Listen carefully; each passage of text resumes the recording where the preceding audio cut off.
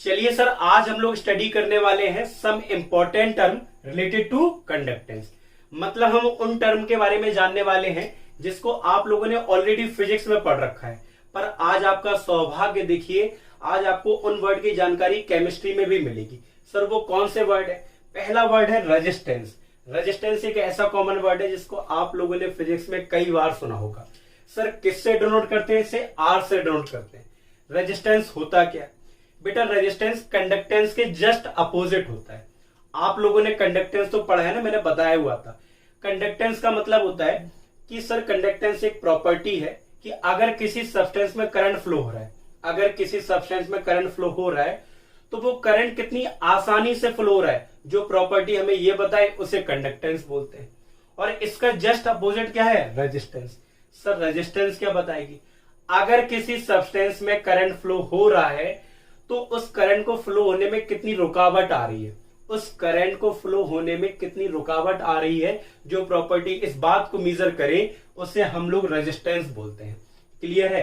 Resistance measure करती है कि किसी भी सब्सटेंस में करंट को फ्लो होने में कितनी रुकावट आ रही है, करंट को फ्लो होने में कितना अपोज हो रहा है, या करंट को फ्लो होने में कितना ऑब्स्ट्रक्शन आ रहा है। क्लियर है? उस प्रॉपर्टी को हम लोग क्या बोलते हैं? रेजिस्टेंस। तो डेफिनेशन भी सर बहुत ही आसान है। तो कंडक्टेंस क्या बताती कि करंट कितनी आसानी से फ्लो हो रहा है, रेजिस्टेंस हमें यह बताता है कि करंट को फ्लो होने में कितनी रुकावट आ रही है। क्लियर है? तो बहुत आसान सी डेफिनेशन लिख सकते हैं। सर बताइए क्या?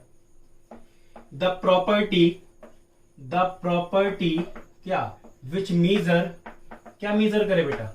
विच मीजर द ऑब्स्ट्रक्शन बोल दो, नहीं तो आप अपोज भी बोल सकते हो। Which measure the oppose in flow of current, current को फ्लो होने में कितना अपोज फील हो रहा है, मतलब एक तरीके से कह दे कि करंट को फ्लो होने में कितनी रुकावट आ रही है। इन आ कंडक्टर बोल दो। क्लियर है? इस कॉल्ड क्या बेटा? रेजिस्टेंस। आ गया नहीं आ गया? बिल्कुल आ गया सर। अगर किसी कंडक्टर की लेंथ L है तो उसका रेजिस्टेंस उस L लेंथ के डायरेक्टली प्रोपोर्शनल होता है। मतलब अगर कंडक्टर की लेंथ ज्यादा है तो उसका रेजिस्टेंस भी क्या होगा? ज्यादा। मतलब उसमें करंट फ्लो होने में दिक्कत क्या होगी? ज्यादा, रुकावट ज्यादा होगी। अगर उसका एरिया ज्यादा है तो उसमें रेजिस्टेंस कम होगा। कहने का मतलब है कि अगर किसी कंडक्टर का एरिया सर क्या है? ज्यादा, तो उसमें करंट आसानी से फ्लो हो जाएगा। इसको इक्वेशन बेटा फर्स्ट मान लो, इसको इक्वेशन क्या मान लो? सेकंड। दोनों को कंबाइन कर दो। अगर हम बोले from first and second, first और किससे बेटा? सेकंड इक्वेशन से, तो हम लोग ये कह सकते हैं ना, R directly proportional to L upon A. Sir बिल्कुल बोल सकते हैं। और आप सभी को पता है जब हम प्रोपोर्शनल का साइन हटाते हैं तो क्या आता है? कांस्टेंट आता है। तो सर यहां भी एक कांस्टेंट आएगा, और यहां पे जो कांस्टेंट आएगा वो आएगा रो। और रो को सर क्या बोलते हैं? जरा ध्यान से देखिए।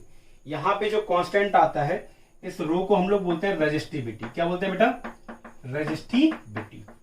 इसका एक स्पेशल नेम और होता है specific resistance. Specific resistance. Clear है? Specific resistance. क्लियर है सर? आ गया? बिल्कुल आ गया। रो को यहाँ पे रेजिस्टिविटी बोलते हैं और स्पेसिफिक रेजिस्टेंस। पर आईयूपीएसी रेजिस्टिविटी नाम को ज्यादा रिकमेंड करती है, तो आप ज्यादातर इस वाले नाम को ज्यादातर सुनेंगे। क्लियर है? और एल आपको पता है लेंथ, और A is the area of cross section, और आर इज द रेजिस्टेंस। आप सर बात आती है सर इसकी यूनिट की, तो आप लोग यूनिट तो आराम से बता सकते हो। Unit of resistance, sir resistance की यूनिट आप सभी को पता है, उसमें ड्राइव करने की कोई जरूरत ही नहीं है। सर क्या होती है? ओम होती है। सर क्या होती है? ओम। इसको हम ऐसे भी लिख सकते हैं, या आप इस सिंबल से भी रिप्रेजेंट कर सकते हो। किसको? ओम को। आप लोगों ने फिजिक्स में कई सारे न्यूमेरिकल लगाए होंगे, और ये वर्ड, ये यूनिट जो है आपके लिए काफी कॉमन है। तो रेजिस्टेंस की यूनिट क्या होती है सर? ओम। और इसको ऐसे भी रिप्रेजेंट कर सकते हैं। तो सर आ गया समझ में रेजिस्टेंस? बिल्कुल आ गया। कंडक्टेंस ये मेजर करता है कि करंट कितनी आसानी से फ्लो हो रहा है किसी सब्सटेंस में, और रेजिस्टेंस ये मेजर करता है कि करंट को फ्लो होने में कितना ऑब्स्ट्रक्शन हो रहा है, या करंट को फ्लो होने में कितनी रुकावट आ रही है। क्लियर है सर? बिल्कुल। चलिए सर अब हम इसके बारे में जाते हैं, इस कांस्टेंट के बारे में। क्या? रेजिस्टिविटी। एक वर्ड को आप हमेशा जानिएगा, जब भी हम किसी कांस्टेंट के बारे में जानना चाहें या डिफाइन करना चाहें तो अगल बगल वाले टर्म को 1 कर दिया करो। अगर आपको याद हो, आप लोगों ने सॉल्यूशन में कई सारे कांस्टेंट के बारे में पढ़ा है। Molar elevation constant, molar depression constant. अगर उसकी जब जब हम लोगों ने डेफिनेशन लिखी है तो अगल बगल वालों को क्या रख दिया 1, तो वही यहां करेंगे, किसको, रेजिस्टिविटी को डिफाइन करने के लिए, जो कि एक कांस्टेंट है। चलिए सर अब हम लोग डिफाइन करते हैं किसको, रेजिस्टिविटी को। चलिए सर अब हम लोग पढ़ते हैं रेजिस्टिविटी के बारे में। सर इसका एक नाम तो और होता है, पर मोस्ट कॉमन नेम जो है वो रेजिस्टिविटी ही है। इसको डिनोट किससे करते हैं सर, रो से। अब इसको डिफाइन करने के लिए आपको एक फॉर्मूला तो ऑलरेडी आपको याद होगा, R बराबर रो L अपॉन ए। सर बिल्कुल याद है। अगर बेटा हम इसका रो का फॉर्मूला लिखना चाहें तो क्या हो जाएगा, रो बराबर हो जाएगा सर RA अपॉन L। हो जाएगा नहीं हो जाएगा, इसको यहां लेता हूं, कोई दिक्कत नहीं है सर। तो अगर हमें रेजिस्टिविटी को डिफाइन करना है तो जरा ध्यान से देखिए। मान लीजिए कंडक्टर है, कंडक्टर एक सॉलिड है, क्या है, एक सॉलिड। तो उसकी रेजिस्टिविटी कैसे मेजर करोगे, तो अगर किसी कंडक्टर की लेंथ 1 सेंटीमीटर है और उसका area of cross section 1 centimetre square है, क्लियर है सर, तो उसका जो रेजिस्टेंस होगा, उसका जो रेजिस्टेंस होगा उसी को हम लोग रेजिस्टिविटी बोलते हैं। क्लियर है। मान लीजिए कंडक्टर है, सॉलिड फॉर्म में तो है ही, अगर इसकी लेंथ 1 सेंटीमीटर इतनी है और इसका एरिया ऑफ क्रॉस सेक्शन मान लिया मैंने 1 सेंटीमीटर स्क्वायर है, तो इसके जो 1 सेंटीमीटर का रेजिस्टेंस होगा उसे हम लोग रेजिस्टिविटी बोलेंगे। क्या बोलेंगे, रेजिस्टिविटी। किसी भी कंडक्टर की लेंथ अगर 1 सेंटीमीटर है, मतलब भले 5 सेंटीमीटर का हो, उसका 1 सेंटीमीटर लेंथ ले लो और उसका एरिया 1 सेंटीमीटर स्क्वायर होना चाहिए, उसका जो भी रेजिस्टेंस आएगा उसको क्या बोलेंगे, रेजिस्टिविटी। क्लियर है। किसी भी कंडक्टर की आप रेजिस्टिविटी निकाल सकते हो, मतलब उसका 1 सेंटीमीटर का आप क्या निकाल लो, रेजिस्टेंस, बस उसका एरिया 1 सेंटीमीटर स्क्वायर होना चाहिए, तो उसको क्या बोलेंगे, रेजिस्टिविटी। चाहो तो आप लिख भी सकते हो, उसे बताइए क्या, द रेजिस्टेंस ऑफ, बहुत आसानी से लिख सकते हो, the resistance of conductor of 1 centimetre length, of 1 centimetre length, 1 centimetre length and having area of 1 centimetre square, area of cross section, मतलब एक कंडक्टर है जिसकी लेंथ 1 सेंटीमीटर है और एरिया ऑफ क्रॉस सेक्शन कितना है सर, 1 सेंटीमीटर स्क्वायर। तो उसका जो रेजिस्टेंस होगा ना बेटा, उसी को क्या बोलेंगे हम लोग, रेजिस्टिविटी। क्लियर है, कोई डाउट नहीं। पर एक बात बताओ, क्या सारे कंडक्टर सॉलिड फॉर्म में होते, नहीं। हम लोगों ने पढ़ा है कि हमें तो इलेक्ट्रोलाइटिक कंडक्टर के बारे में पढ़ना, और इलेक्ट्रोलाइटिक कंडक्टर किस फॉर्म में होता है, सॉल्यूशन। तो आप एक बार बताओ, अगर हमें सॉल्यूशन की रेजिस्टिविटी मेजर करनी तो सर कैसे, सॉल्यूशन में आप स्केल से लेंथ नापोगे क्या, एरिया नापोगे, पानी के अंदर सॉल्यूशन के अंदर तो नाप भी नहीं पाओगे, तो सर उसमें कैसे रेजिस्टिविटी मेजर करेंगे, इलेक्ट्रोलाइटिक सॉल्यूशन में रेजिस्टिविटी मेजर कैसे करेंगे, बहुत ध्यान से देखिए। सर अगर लेंथ 1 सेंटीमीटर है, एरिया 1 सेंटीमीटर स्क्वायर है, तो सर वॉल्यूम कितना होता है, 1 सेंटीमीटर क्यूब। पता है ना आप सभी को, लेंथ इंटू एरिया होता है वॉल्यूम। तो अगर किसी की लेंथ 1 सेंटीमीटर है, एरिया 1 सेंटीमीटर स्क्वायर, तो वॉल्यूम के टर्म में उसे 1 सेंटीमीटर क्यूब बोल सकते हैं। तो सॉल्यूशन का वॉल्यूम तो मेजर कर सकते हो, बिल्कुल। तो अगर किसी इलेक्ट्रोलाइटिक सॉल्यूशन की रेजिस्टिविटी नापनी है तो उसका 1 सेंटीमीटर क्यूब निकाल लो, और उसका जो रेजिस्टेंस होगा उसे क्या बोलेंगे सर हम, रेजिस्टिविटी। मतलब एक तरीके से इसे और डिफाइन कर सकते हैं, क्या, द रेजिस्टेंस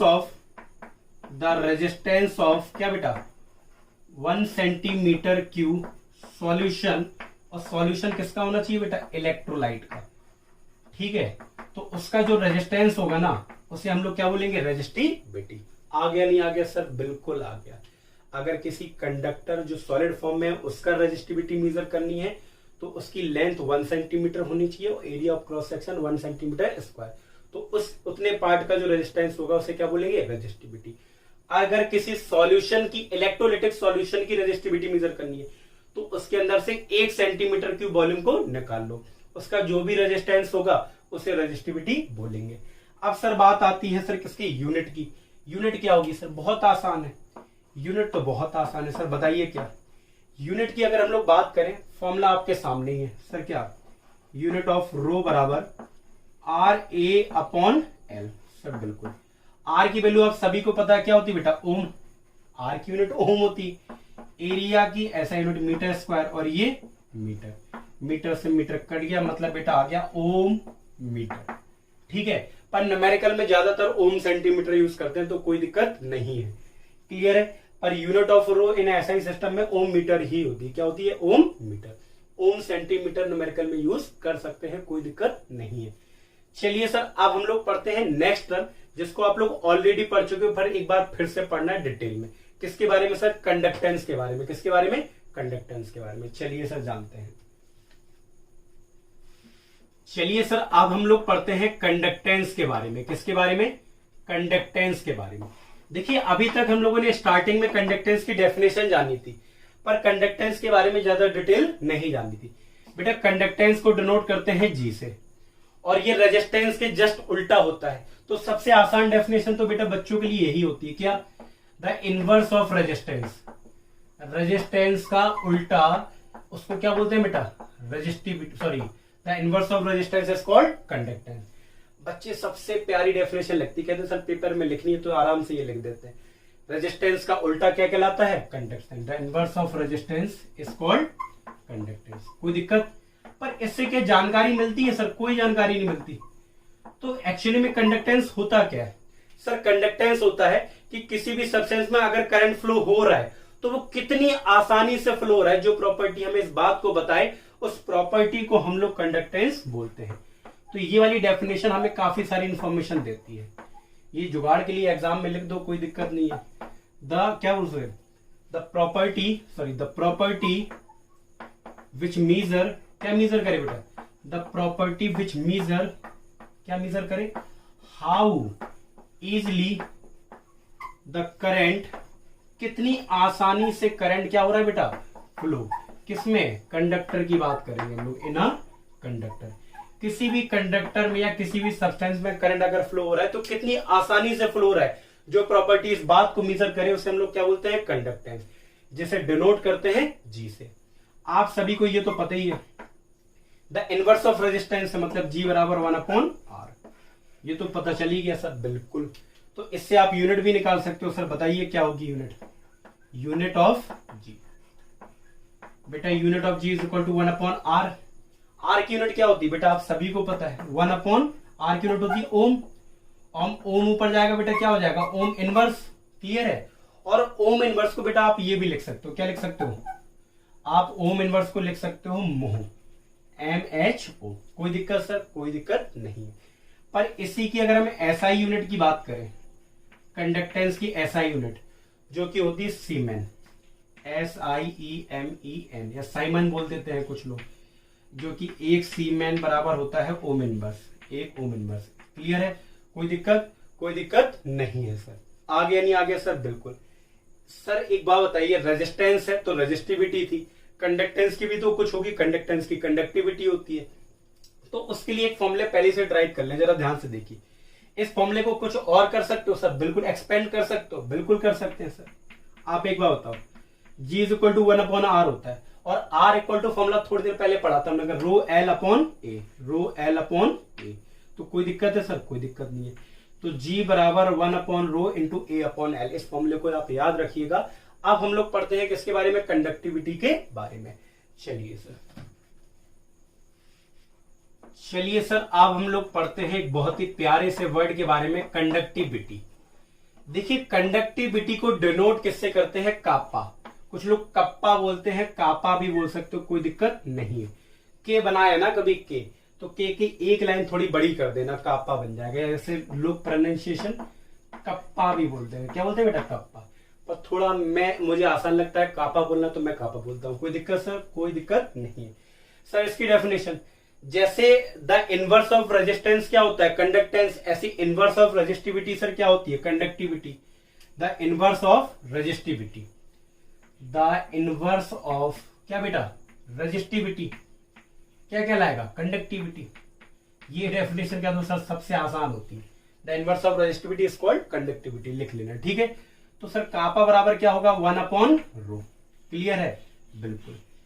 पर क्या सर एक और डेफिनेशन बन सकती है? बिल्कुल। दो और डेफिनेशन बन सकती है, जिस तरीके से हम लोगों ने कंडक्टिविटी बनाई।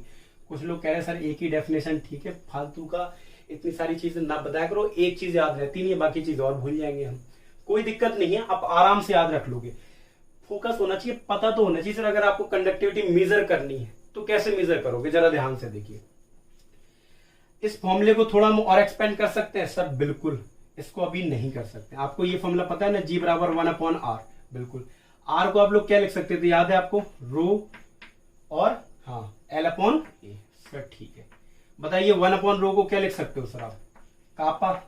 तो G is equal to kappa into A/L। ये फॉर्मूला भी होता है, क्लियर है। जहां पे G कंडक्टेंस है और कापा क्या है, कंडक्टिविटी। सर अब इससे दो डेफिनेशन हम लोग निकाल सकते हैं सर, बताइए क्या, कि अगर किसी कंडक्टर की लेंथ 1 सेंटीमीटर हो और एरिया उसका 1 सेंटीमीटर स्क्वायर हो, एरिया ऑफ क्रॉस सेक्शन जो है अगर उसका 1 सेंटीमीटर स्क्वायर हो और लेंथ 1 सेंटीमीटर, तो उसकी जो कंडक्टेंस होगी उसी को क्या बोलेंगे, कंडक्टिविटी। कहने का मतलब है मेरे पास कोई कंडक्टर है, हमें उसकी कंडक्टिविटी नापनी है, तो कैसे नापोगे सर, उसकी लेंथ 1 सेंटीमीटर होनी चाहिए और उसका area of cross section 1 centimetre square, तो उसका जो भी कंडक्टेंस होगा उसे क्या बोलेंगे, कंडक्टिविटी।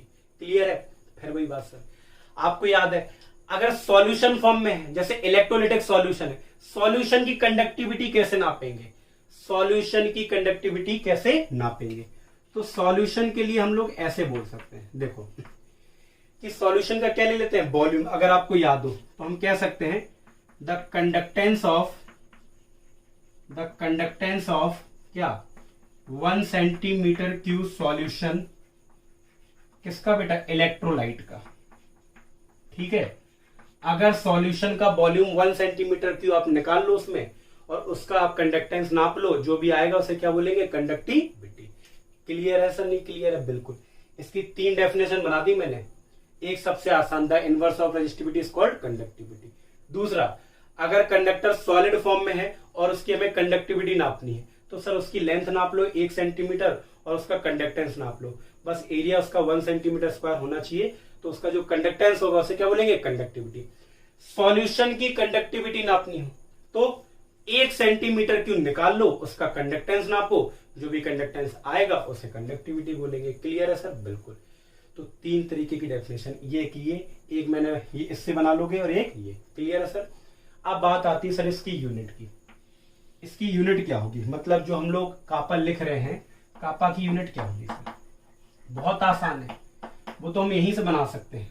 कहां से बेटा, 1/रो से। बिल्कुल सर, कैसे, आप सभी को पता है कि रो की यूनिट क्या होती है सर, ओम मीटर।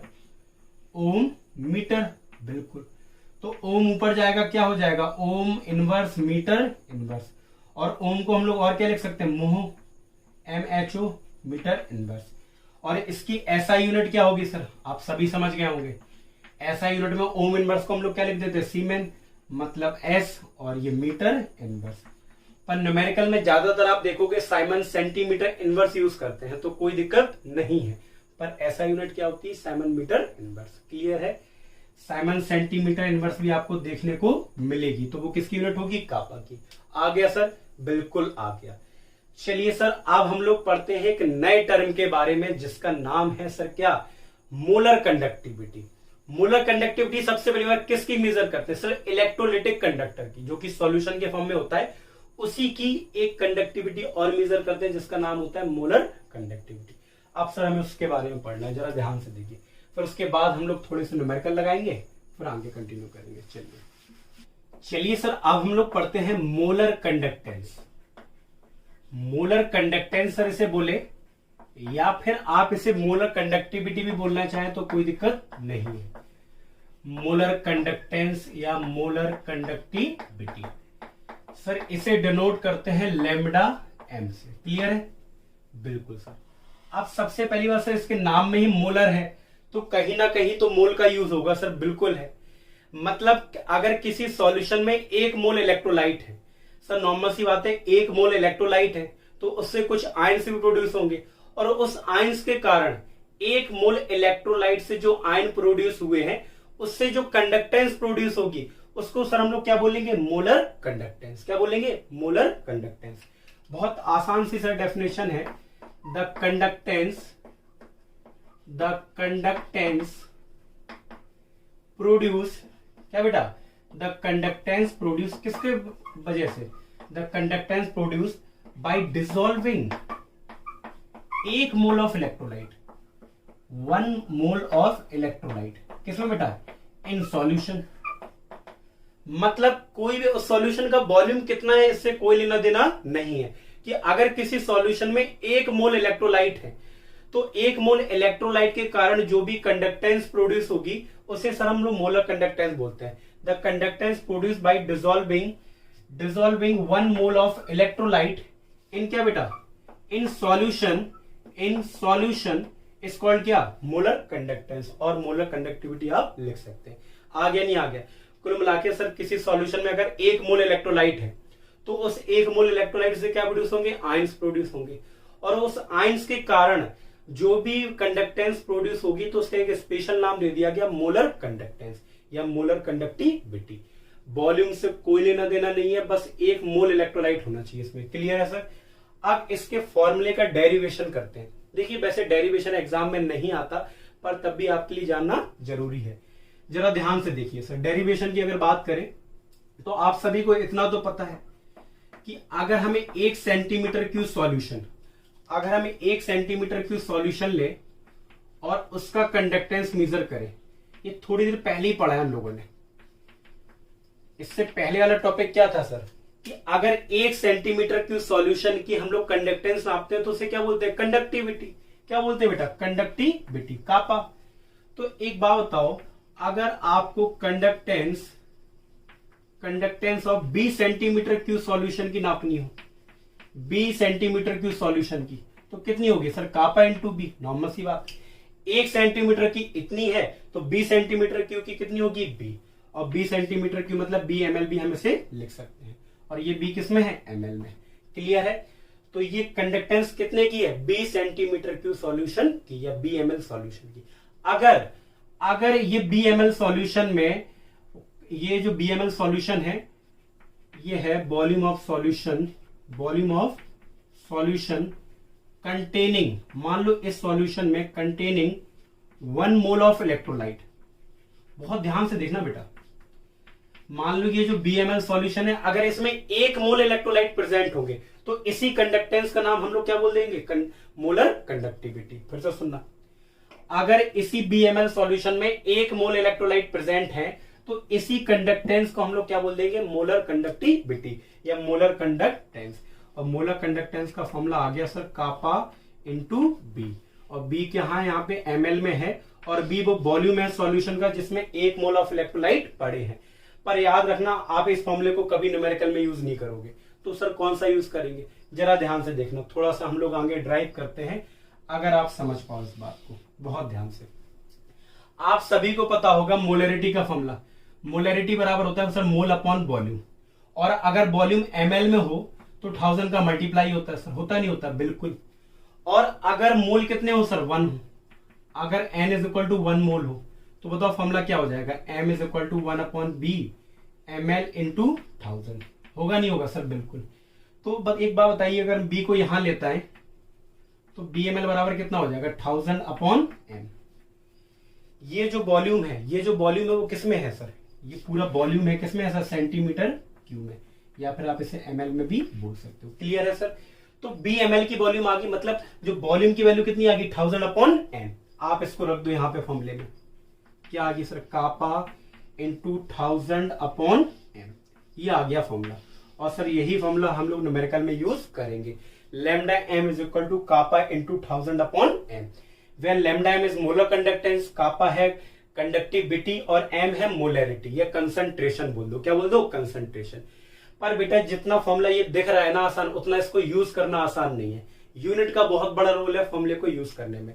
तो अब हमें सीखना है सर, फॉर्मूला हमारे सामने आ गया, फॉर्मूले को न्यूमेरिकल में यूज कैसे करेंगे ये हमें सीखना है। तो चलिए सर सीखते हैं how to use this formula in numerical. Clear है सर?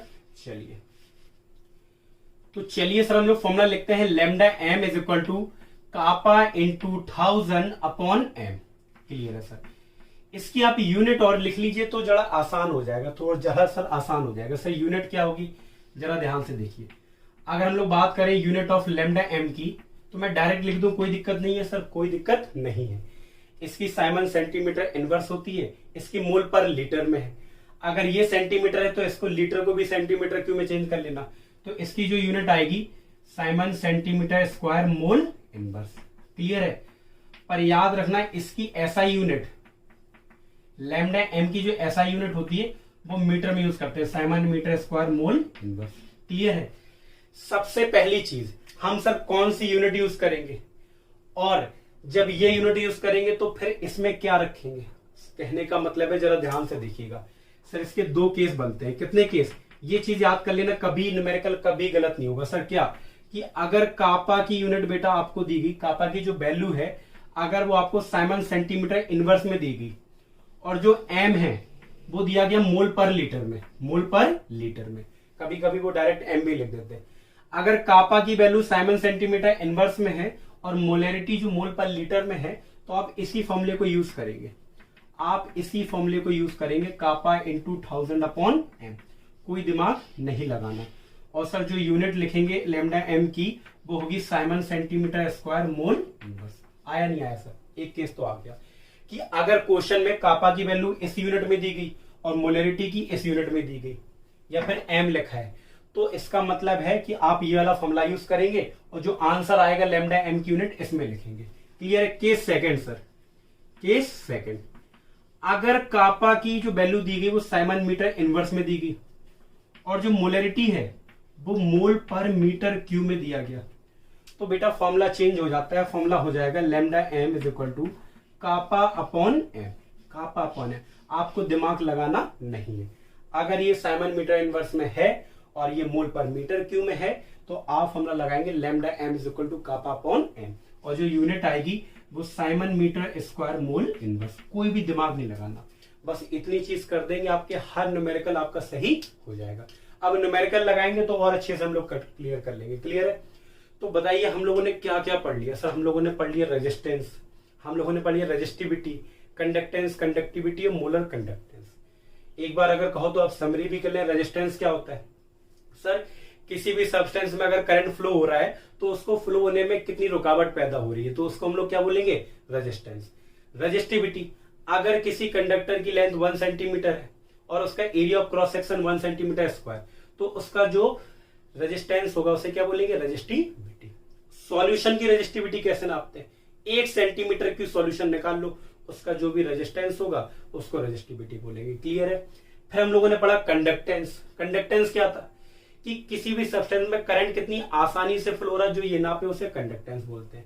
फिर पढ़ा conductivity, just like resistivity, inverse होते हैं। अगर किसी कंडक्टर की लेंथ 1 सेंटीमीटर हो, area of cross section 1 centimetre square, तो उसका जो भी कंडक्टेंस होगा ना उस कंडक्टर का, उसे कंडक्टिविटी बोलेंगे। अगर किसी सॉल्यूशन की कंडक्टिविटी नापनी तो कैसे नापोगे, 1 सेंटीमीटर की सॉल्यूशन को निकाल लो, उसका अलग से कंडक्टेंस नाप लो, जो भी कंडक्टेंस आएगा उसे कंडक्टिविटी बोलेंगे। आखिरी में हम लोगों ने पढ़ा मोलर कंडक्टेंस। किसी भी सॉल्यूशन में अगर 1 मोल इलेक्ट्रोलाइट है, वॉल्यूम से कोई लेना देना नहीं है, 1 मोल इलेक्ट्रोलाइट है, तो उसके कारण जो भी कंडक्टेंस प्रोड्यूस होगी उसे बोलेंगे मोलर कंडक्टेंस या मोलर कंडक्टिविटी। फॉर्मूला हम लोगों ने लिखा डेरिवेशन से, वैसे भी कोई लेना देना नहीं है। फॉर्मूला आप याद रखिए, lambda M is equal to kappa into 1000 upon M. Unit siemens centimetre square mole inverse भी होती है और ऐसा unit siemens metre square mole inverse. ये दोनों केस याद रखिए, कभी न्यूमेरिकल गलत नहीं होगा। अगर कापा की वैल्यू साइमन सेंटीमीटर इनवर्स में है और मोलैरिटी मोल पर लीटर में है, कभी कभी मोलैरिटी ऐसे दी जाती है 2m, तो इसका मतलब भी है मोल पर लीटर। क्लियर है।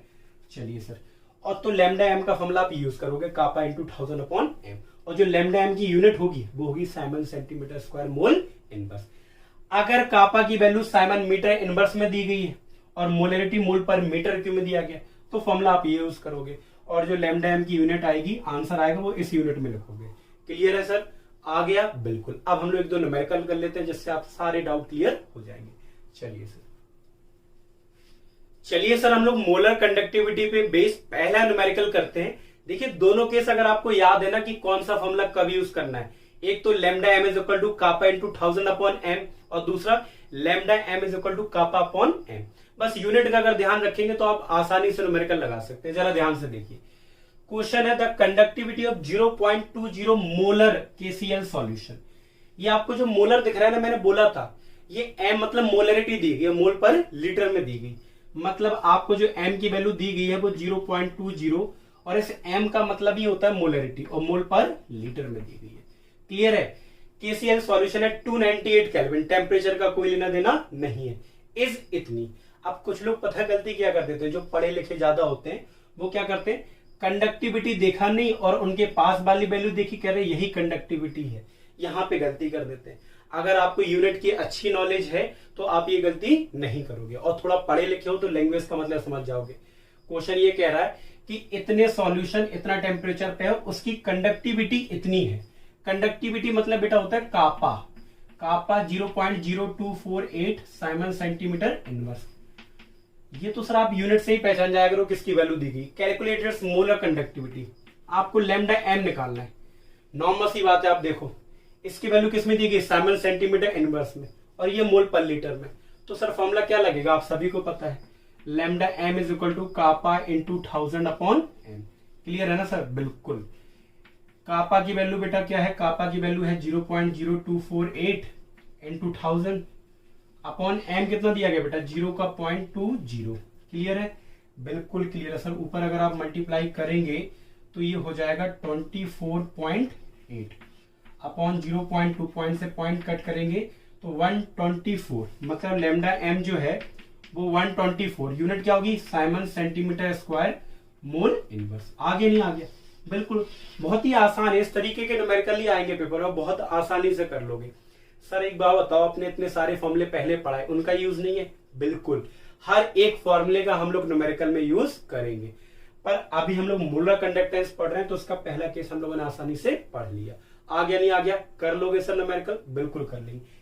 चलिए सर हम लोग सेकंड न्यूमेरिकल लगाते हैं मोलर कंडक्टिविटी से रिलेटेड, और इस न्यूमेरिकल को लगाने के बाद आपको इस टॉपिक से रिलेटेड, मतलब मोलर कंडक्टिविटी से रिलेटेड सारे डाउट क्लियर हो जाएंगे। क्लियर है सर? चलिए, द कंडक्टिविटी ऑफ 0.1 मोल पर लीटर, नॉर्मल सी बात, ये कंसंट्रेशन दिया गया, कंसंट्रेशन मतलब मोलरिटी दी गई 0.1 मोल पर लीटर। क्लियर है? बिल्कुल क्लियर है सर। KCl सॉल्यूशन इज इतनी, इतने सॉल्यूशन की कंडक्टिविटी इतनी है। कंडक्टिविटी मतलब होता है बेटा कापा, कापा मतलब 1.29 गिवन है साइमन पर मीटर, और आपको मोलर कंडक्टिविटी निकालनी है, मतलब लैम्डा एम। आप एक बात बताओ, आपको कापा अगर साइमन पर मीटर में हो तो और जो मोलरिटी है वो किस में होना चाहिए, मोल पर मीटर क्यूब में। तब आप फॉर्मूला कौन सा लगाते हो सर, ये लैम्डा एम का फॉर्मूला लगाते हो, कापा अपॉन एम। इसमें कंडीशन है कि इसकी साइमन मीटर इनवर्स में होनी चाहिए, जो कि ऑलरेडी है, जो कि सर ऑलरेडी है, और इसकी वैल्यू होनी चाहिए मोल पर मीटर क्यूब में। सर यहां थोड़ा गड़बड़ है सर, कैसे, यहां पर लीटर है पर हमें क्या चाहिए, मीटर क्यूब। तो आप सभी को पता होना चाहिए 0.1 मोल पर लीटर। लीटर को मीटर क्यूब में चेंज करना आता है सर? बिल्कुल आता है। क्या होता है 0.1 into mole, 1 litre is equal to कितने मीटर क्यूब होते हैं सर, 10 की पावर -3 मीटर क्यूब। क्लियर है? तो आप बताओ मीटर 10 की पावर 3 कहां पहुंच जाएगा, ऊपर।